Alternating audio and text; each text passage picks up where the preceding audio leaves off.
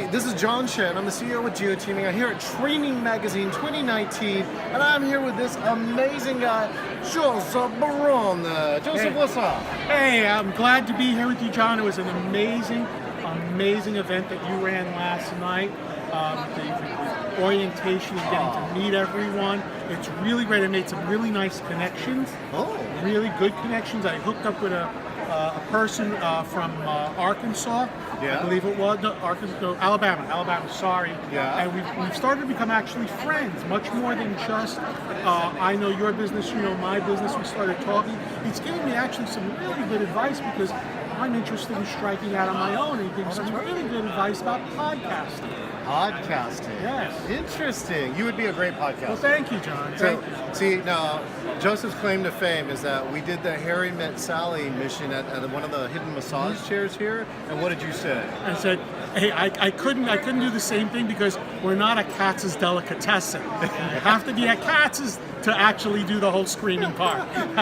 So, what's your best? What's your best New York classic line? That's what I want to hear. Forget about it. What, he's stupid or something? I love that we were sitting in the booth eating lunch on the floor, and he's like, "Get up, he's stupid or something." Yeah, get up. I can say that, can't I? Yeah, you can say that. Yeah, you're from New York. I can say a lot of other things, but we've got to keep it clean. Keep it clean. NSF, whatever. Okay, fine. So, anyways, Joseph right now is doing amazing work with the World Bank. So, some of the stuff I didn't really know how this works, and some of the stuff is literally life-changing project, I think. Is that how you would describe it? That's correct. Our job is to make loans to governments to move them out of being the third world into the first world. We don't just simply, let's say, build a road. Yeah. We also look at helping them, helping the government to maintain that road in the long term. We may build marketplaces in the road.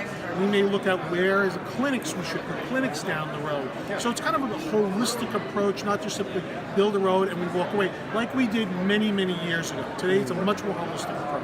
Now, I heard one of the coolest projects you worked on was was a bullet train in Japan? So the World Bank were one of the financiers for the bullet train in Japan. Can you believe that? After all these years. And there are lots of other fantastic ones, whether it be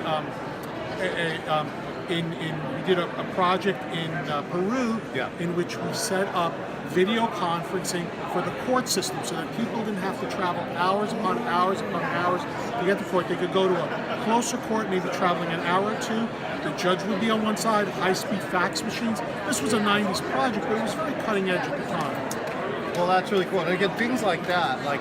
I heard a story once about a guy who was selling fax machines, and he sold them to the oil rig platforms because the transportation of documents was happening by helicopter at the time for the daily report. And they got rid of that whole thing, and that's how this guy was the top salesman for fax machines. That's cool. That's a great idea. So anyway, so you've done stuff with the World Bank. Oh, so it's so great. You saw that I got a chance to talk with people from Saudi Arabia earlier tonight. How many countries you said you got to visit? I've had the opportunity over the last 28 years to visit 22 different countries. Everyone from Vietnam to Egypt to Ghana. So it's been a great experience. To Alabama. And not yet to Alabama, but we'll get there one day. We're gonna get there.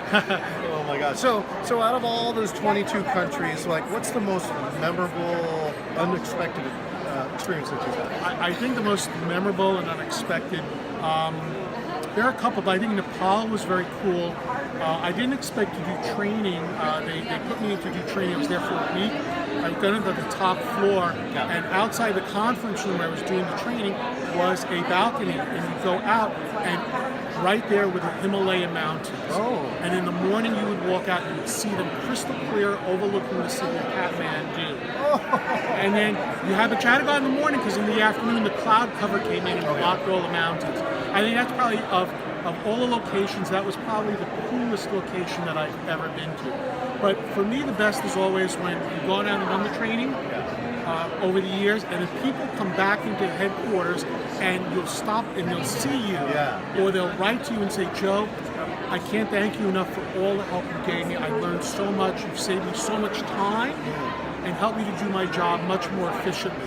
That's really the payback. When you hear those stories and they come back and tell you that, and it's not just a month or two, but sometimes 8, 9, 10 years later, they come back and say, it was so great. I really appreciate all your help. You're just so great. And look, like, here's the key piece. How much did that cost for that person to say that? It cost absolutely nothing, and it meant so much to me. It truly did. It was just like receiving $1 million in gold. Just here it is, Joe. Just those words of saying thank you, and I appreciate it. So remember that if you're working with trainers and educators, while they take a paycheck, the thing they care most about is that acknowledgement. Just say thank you. Yes, absolutely. You know, the last thing I want to talk about is those mountains, which is really, I don't know if you know this, but I have 5 attempts on Mount Rainier and 3 summits, and 1 on Denali. Wow, how cool is that? I have seen That's like so cool. that kind of Himalayan range, but from the top from those locations. That's so cool. So, I have 2 more things to talk about. So you're now heading in a new direction soon. Okay, so what do you think is going to happen? Because it's kind of the unknown, right? It is the unknown, but I'm truly looking forward to it. I'm looking at it as a whole new opportunity for me, a chance to try something new, something different, to interact and work with new people. So this is not a setback for me. It is a whole new experience, a whole new adventure. A whole new adventure. The adventure begins. Well, cool. Well, my last question for today then is around Training Magazine, right? Which is, you know, people are like, I've been in the industry 20 years. I don't need to go to this conference anymore, right? What would you tell them? I tell them I think it's a great opportunity to come. If you can't come every year, then come maybe every other year or every 3rd year, because there's so much to learn here. First, the vendors. Yeah. And this is not in any particular order. You have the vendors, you have the sessions, and then you have the meeting of people like John here. You get to meet with them, you get to converse with them, talk to them, pick their brains, they pick your brains, and sharing is the most important thing, that networking capability. So I recommend everyone should be coming on a regular basis. We know budgets don't do it for every year, but even every 2nd or 3rd year, come. It's a great experience. Training Magazine, once every 3 years, once every 2 years, once every year. It's all a safe prescription for you. Cool. Joseph, thank you so much. Thank you so much, John. Thank you so much. It's been a pleasure meeting with you, pleasure being part of your program yesterday, and I look forward to a much longer-term relationship. Oh, well, me too, and I only got 3 more words for this audience. Forget about it. Hey. We'll see you next time.